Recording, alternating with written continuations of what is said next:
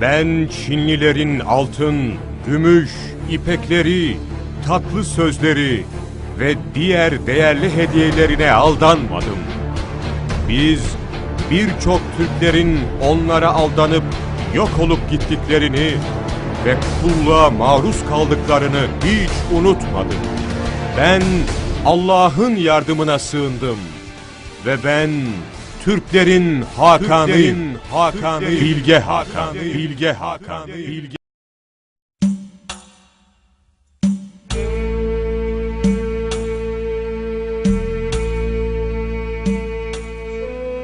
Türkistan, kültür ve medeniyetimizin temelini oluşturan, tarihe adını yazdırmış önemli bilim adamlarını, mütefekkirleri, ruh mimarlarını ve sanatçıları doğuran bir bölge. Türklerin ilk olarak İslam'la şereflendiği ata yurdu. Divan-ı Lügat-i Türk'ü kaleme alan Kaşgarlı Mahmud'u, Kutatku Bilik müellifi Yusuf Has Hacibi, hadis alemi İsmail Buhari'leri yetiştiren ve bugün milyonlarca Türk'ü içinde barındıran, binlerce yıllık köklü bir medeniyete ev sahipliği yapmış toprakların adıdır Türkistan. Sınırları batıda Hazar Denizi ve Ural Dağları'nın güney kısmından, kuzeyde Sibirya'ya, güneyde İran, Afganistan ve Tibet'ten, doğuda Çin ve Moğolistan'a kadar uzanan bir coğrafya. Çin Seddi'nden Cebeli Tarık ve Atlantik sahillerine yüzlerce milyon Türk nüfusunun yaşadığı bölge Türkistan.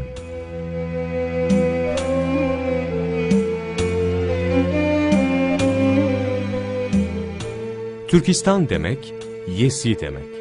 Taşkent, Semerkant, Buhara, Merv, Kaşgar, Urumçi, Hoten, Bişkek, Almatı, Çimkent demek.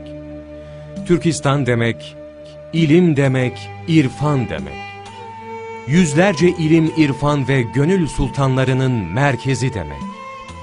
Tarih boyunca Türkistan coğrafyasında yetişen birçok İslam alimi, günümüzde bile bilim ve kültür dünyamıza ışık tutmaya devam ediyor. Gazneli Mahmud, Abdülkerim Satuk Burahan, Emir Timur, Selçuk Bey, Babürşah, Melikşah gibi büyük devlet adamları da bu topraklarda yetişen değerli isimlerden. İmam-ı Buhari, İmam-ı Tirmizi, İbn Sina, Ebu Nasr el-Farabi, Fergani, Zimahşeri, Sekkaki gibi eserleriyle İslam kültürünü zenginleştiren, dünya bilim adamlarına yol gösteren bilginler de bu toprakların evlatları.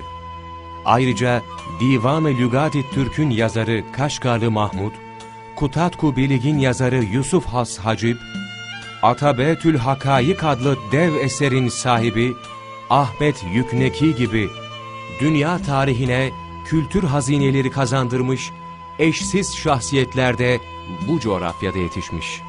Bütün bunlar bu coğrafyanın kültür ve medeniyet tarihimizde nedenle önemli olduğunu göstermesi bakımından büyük önem taşıyor.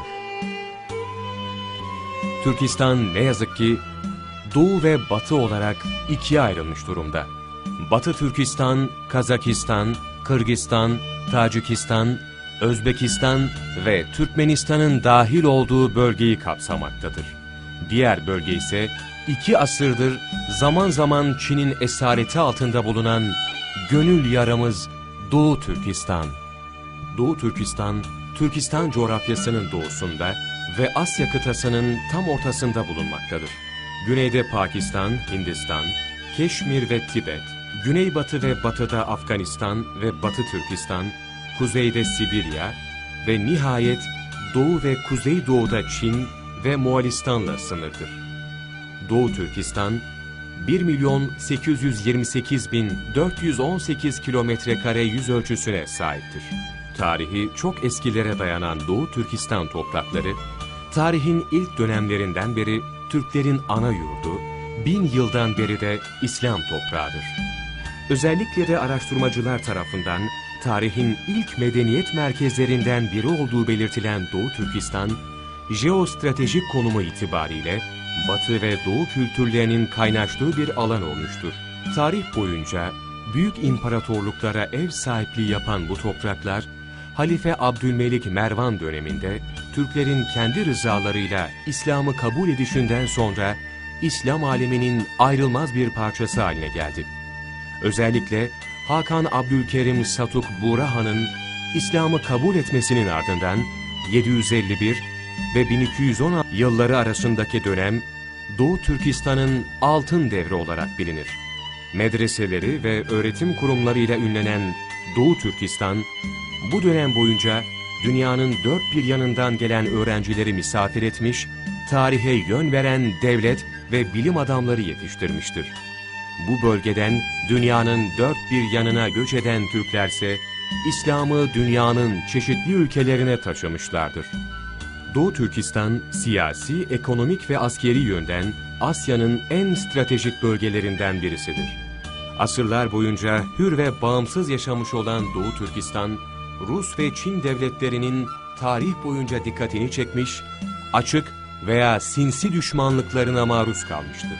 Asya ile Avrupa arasında sahip olduğu tarihi İpek Yolu, yeraltı ve yerüstü zenginlikleriyle Rusya ile Çin arasında paylaşılmaz bir ülke haline gelen Doğu Türkistan, 1760 yılında Mançur Çin İmparatorluğu tarafından işgal ve istila edilmiştir.